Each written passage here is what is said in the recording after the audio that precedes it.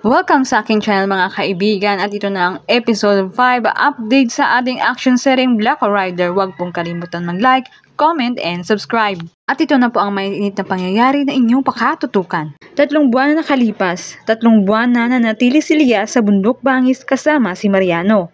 Ito ay nag-iinsayo araw-araw sa tulong ni Mariano. Ayon kay Mariano, kali ang pinakamabigat at pinakamahirap na martial art. Ayon pa kay Mariano, ang ituturo niya raw kali ay yung pinakadelikado sa lahat. Maituro man niya raw ito lahat, si Elias pa rin ang bubuo ng kanyang estilo mula sa kanyang angking kakayahan. 6 na buwan na nakalipas, pinaralangan si Chef Fredo Policarpio bilang isang general at bilib naman itong si Paeng sa narating ng kanyang ama. At ang pumalit bilang hepe sa estasyon na pinanggalingan ni General Policarpio ay si Chef Gregorio Ricarte. At pinakilala ni General Policarpio ang kanyang anak na si Paeng kay Hepe Ricarte. Ayon naman kay Hepe Ricarte ay magkakilala na daw sila nito ni Paeng.